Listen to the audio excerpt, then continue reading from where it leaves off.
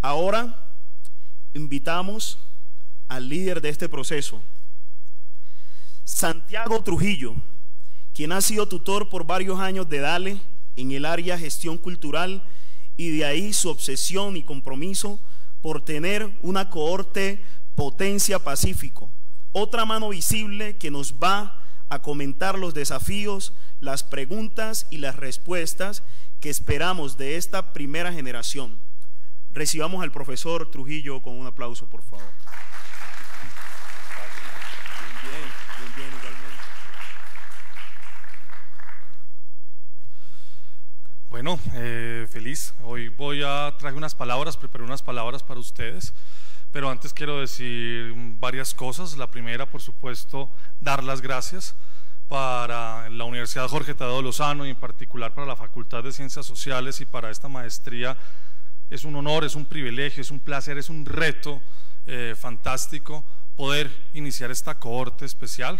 Agradecer a Manos Visibles, a Paula Marcela Moreno, por supuesto a la Fundación Sura, a la Fundación Ford, y sobre todo agradecerle a todos los estudiantes, los 35 que vienen del Pacífico colombiano, los 15 estudiantes que de distintas regiones del país han tenido en esta propuesta una consonancia y una vibración que los hace partícipes de esta experiencia que sin lugar a dudas será un laboratorio poderoso de experimentación, de conversación, de construcción colectiva de sentidos sociales, como decía el maestro Martinel, con perspectiva de futuro, pero sobre todo con una clara conciencia crítica del presente que estamos viviendo. Entonces, a todos ellos muchas gracias, y por supuesto, se me olvidaba, a los profesores maravillosos que tenemos en esta maestría. Profesores que no solamente han tenido una destacada labor académica, docente, pedagógica, sino que ellos mismos, cada uno representa un proceso de éxito, de reflexión en la gestión cultural de este país. Han liderado las instituciones más emblemáticas, los proyectos más significativos, han investido las crisis más complejas y han, a través de resultados y de gestión profundamente creativa, demostrado que la cultura es un espacio de desarrollo, de crecimiento social para Colombia. Esos profesores que ustedes van a tener a lo largo de esta maestría son sin lugar a dudas hoy los protagonistas de una escena que crece y que crece para el bien de una sociedad que necesita cada vez más inundarse de cultura y de reflexión y de expresiones artísticas.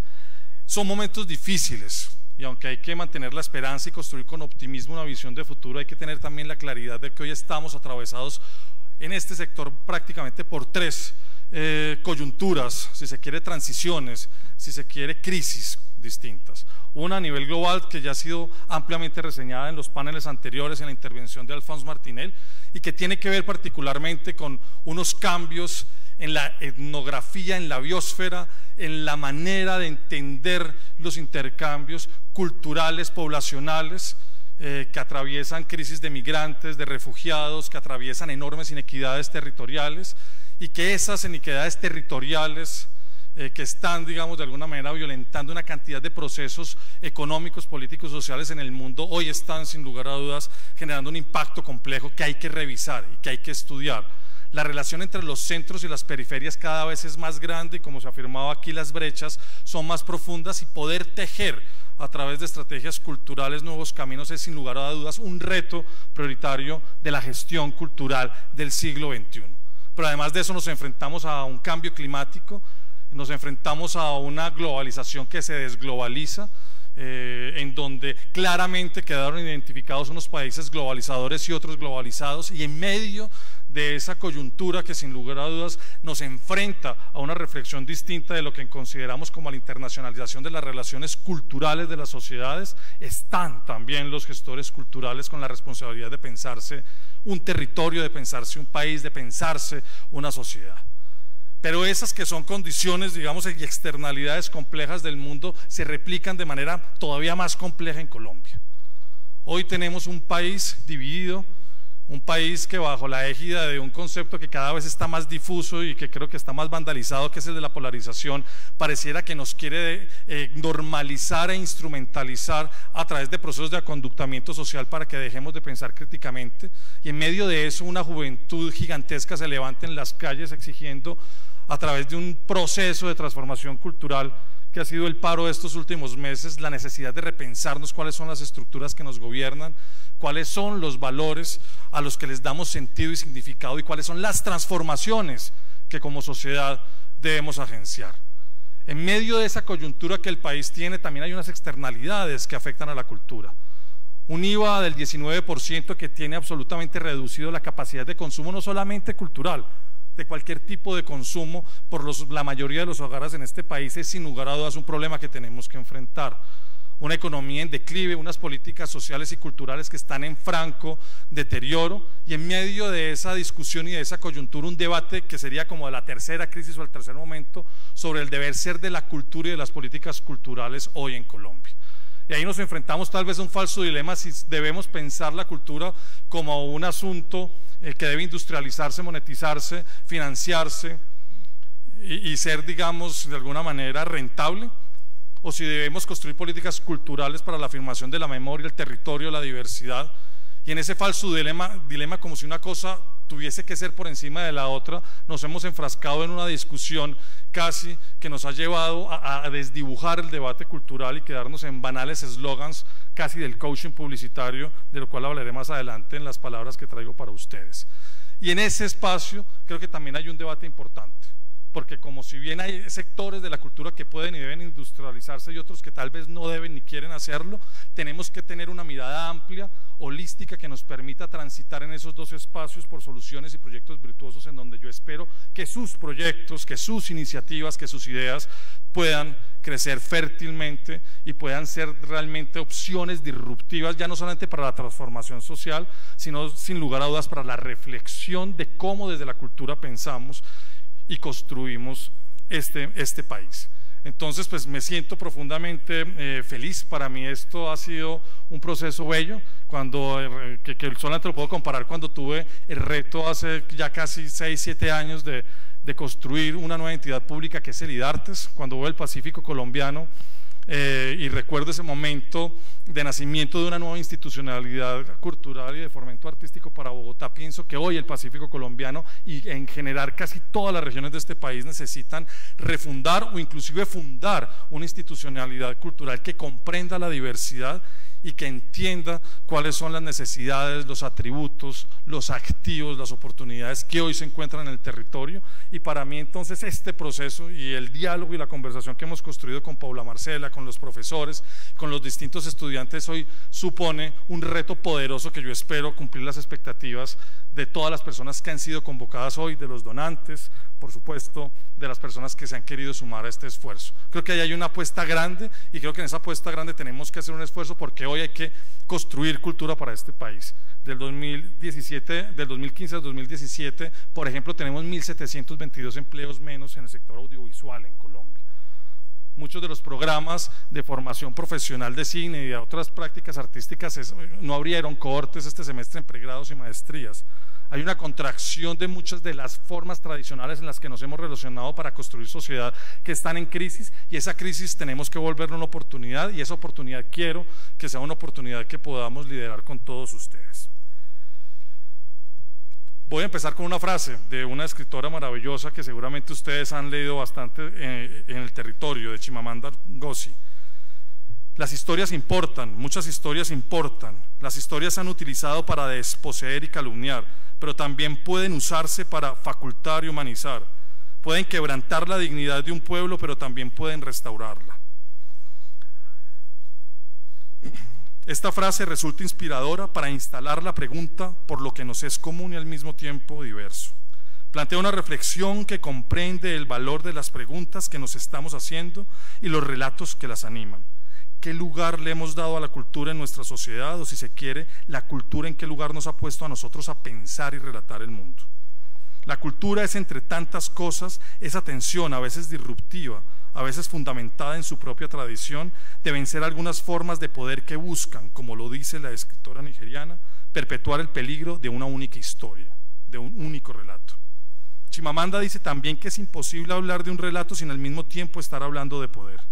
Por eso es tan seductor y transformador hablar del poder que hay en cada una de las historias que hoy están sentadas acá.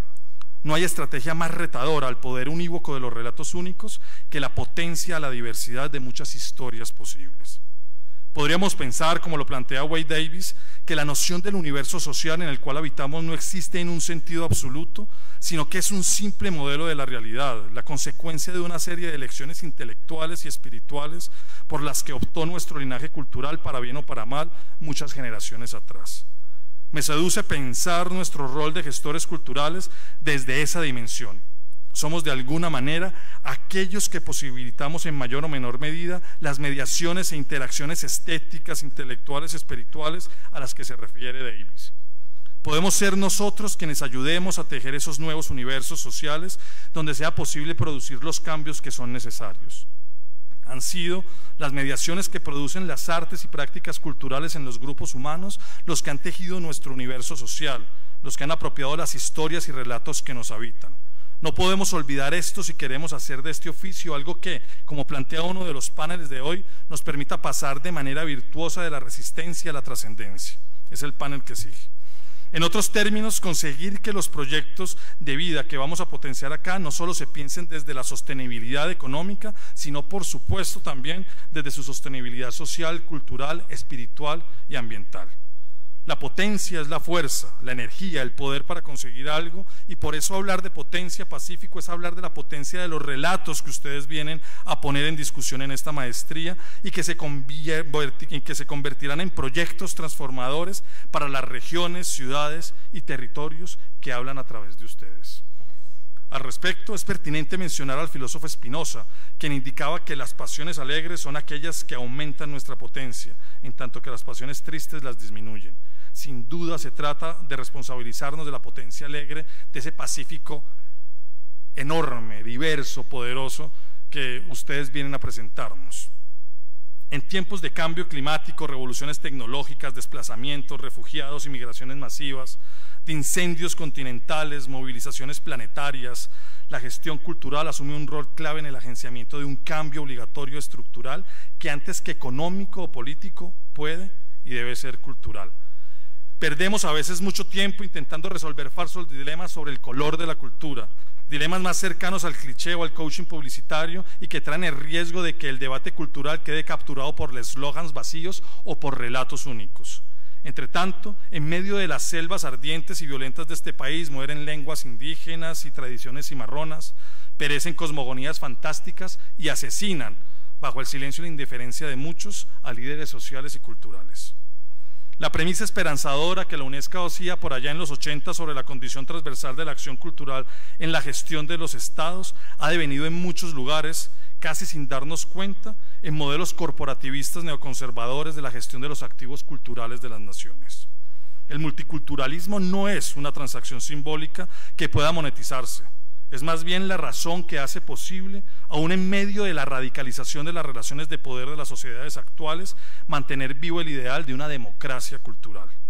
Más que democratizar la cultura, ese viejo eslogan, lo que estamos pensando en esta maestría es cómo hacemos de la democracia una experiencia cultural que pueda trascender cada vez más el ritual, fustigado, violentado, vandalizado, si se quiere, por la corrupción rampante de este país, de ir cada 4 años a las urnas. No hay nada más sagrado después de la vida que la diversidad que hace a la vida singular. Proteger esa diversidad representada en ustedes no solo debe ser una política, sino un paradigma de nuestra sociedad. Está allí nuestra mayor riqueza. Hay aspectos de la cultura que pueden e incluso deben ser industrializados y dinamizados económicamente. Para eso estamos acá. Pero también hay sectores, prácticas y saberes culturales que no pueden ni deben serlo. Valorar la cultura desde indicadores meramente económicos no es conveniente ni para la economía ni para la cultura. No soy economista ni pretendo serlo, pero últimamente cada vez que me invitan a hablar de cultura debo someterme a las ecuaciones y definiciones de la economía. Tenemos un propio campo de conocimiento que puede dialogar con otras áreas, por supuesto, pero debemos reivindicar y fortalecer nuestras categorías, nuestras formas de pensar y nuestras maneras de aportar al diálogo social y académico. El pensamiento cultural tiene una fuerza teórica y social propia, tiene esa virtud de habitar muchos discursos y muchas historias posibles. Gandhi decía: quiero que la cultura de todas las tierras del mundo soplen con libertad absoluta a través de mi casa. pero me niego a ser barrido por cualquiera de ellas. Es justo en la diversidad en donde reposa el mayor activo de nuestras expresiones culturales y seguramente allí también su mayor riqueza material y espiritual. No podemos traducir una evidente necesidad de valoración social y económica de nuestro sector por la que todos debemos trabajar en replicar fórmulas que transgenicen, entre comillas, nuestras prácticas, expresiones y productos culturales como cualquier otro proceso industrial en serie. Mucho menos pensar que nuestra mayor ventaja estratégica para acomodarnos en el mercado mundial de la producción cultural es el de resignarnos a ser una maquila con mano de obra barata, medianamente cualificada, con regulaciones laxas y sin gremios fuertes. Replicar modelos extractivistas que han sido perjudiciales en otros sectores como la minería, problemática que es bien conocida y sufrida por el Pacífico colombiano, no se deben extrapolar a la cultura. Y a propósito del Pacífico, no sobra repetir que la diversidad y la singularidad de lo cultural está anclada en el territorio, porque éste se configura en tanto se expresa. El territorio es una especie de geografía, de trazo vital en el espacio, a través de una polifonía de cuerpos, gestos, sonidos y colores. Por eso, como lo señala el antropólogo Arturo Escobar, sacar a la gente del territorio es mucho más que un desplazamiento físico, es también sacar el territorio de la gente. Nuestro sector es potente en ideas, en modos de hacer y pensar. La creatividad se diversifica y reproduce de maneras asombrosas en nuestros territorios. Por eso es para nosotros fascinante saber que en esta cohorte tenemos gestores del Pacífico colombiano, una de las regiones con mayor diversidad natural y cultural, no solamente de Colombia, del planeta entero. Bienvenidos a los que llegan de Quibdó, Tumaco, Buenaventura, Timbiquí, de las distintas riberas de esos ríos profundos y entrañables del Pacífico. También bienvenidos, por supuesto, a esos líderes y gestores que se sintieron llamados por esta cohorte especial y que dialogarán creativamente con sus compañeros de todo el país. Para suerte de nuestra maestría tenemos estudiantes de Cartagena, Leticia, Arauca, Neiva, Popayán, Paipa, Pereira, Barranquilla, Florencia, el municipio de Mosquera aquí cerca de Bogotá, de Cali, de Payán y por supuesto de Bogotá. Este laboratorio de pensamiento y creación colectiva que inauguramos hoy nos permitirá construir agendas comunes para el desarrollo de la cultura y el audiovisual en Colombia. Una agenda cultural para el Pacífico, un fondo cultural para el Pacífico, apuestas que podamos apropiarnos y que podamos soportar y dinamizar para el desarrollo de las distintas regiones de nuestro país. Estarán estudiando esta maestría personas con liderazgos y trayectorias significativas. La actual subsecretaria de Educación de Bogotá, enamorada del Pacífico y de su música. Para mí es realmente un placer, Deidamia, que tú hayas decidido hacer esta maestría con todo ese reto y esas ocupaciones que tienes encima, que hayas decidido por el amor que le tienes a la educación para la paz del Pacífico venir a hacer esa maestría. Bienvenida. Ojalá que esa vinculación con la maestría y la Secretaría de Educación nos permita repotenciar muchos proyectos que están sentados al lado tuyo. También quiero saludar aquí a gente con trayectorias poderosas. Tenemos un director con 3 largometrajes y varios premios a cuestas, películas que yo he disfrutado, Chocó, Candelaria, en fin, unas cosas poderosas, transformadoras. Tenemos también una cantante emprendedora con nominaciones al Grammy, miles de seguidores de su música y arrullos míticos. Ojalá estemos en agosto toda esta corte haciendo una expedición sensorial por ese maravilloso festival que es el Petronio Álvarez y podamos gozarnos ese festival desde los arrullos de esa maravillosa líder y cantante que es Nidia Góngora. Tenemos también aquí en medio de estos compañeros fascinantes una gestora de corporalotecas que desde el Chocó ha sabido enviarle mensajes de innovación social a todo el país. Secretarios de Cultura que cantan salsa, que no está por acá, pero pues canta salsa mucho mejor de lo que presenta y presenta muy bien. Las rumbas con Win Perea son míticas, emblemáticas y esta maestría seguramente podrá disfrutarlas a profundidad.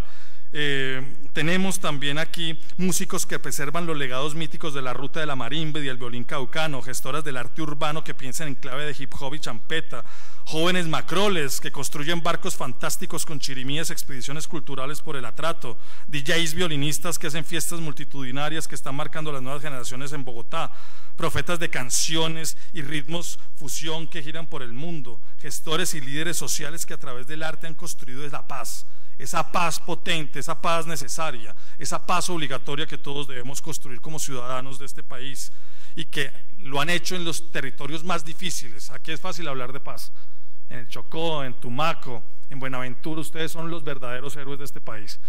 los que han podido construir desde la gestión cultural, desde la gestión comunitaria y social, los procesos que tejen la paz y la convivencia en nuestros territorios. También a todas esas personas, comunicadores que cuentan esta realidad a través de medios independientes, coreógrafos, actores, dramaturgos, cineastas, activistas y líderes comunitarios que han dejado huella en sus territorios y que hoy están acá para dejarlas en esta maestría, en esta universidad, en esta ciudad y por supuesto en todo este país. Los invito a que nos conformemos como una red de trabajo colaborativo, que asumamos con enorme responsabilidad este reto, porque al final de este proceso queremos graduar a todos a los que hoy les estamos dando la bienvenida. Que sea un espacio para potenciar eso que pensamos, decimos y hacemos. Bienvenida Corte Pacífico, Corte País. Muchas gracias.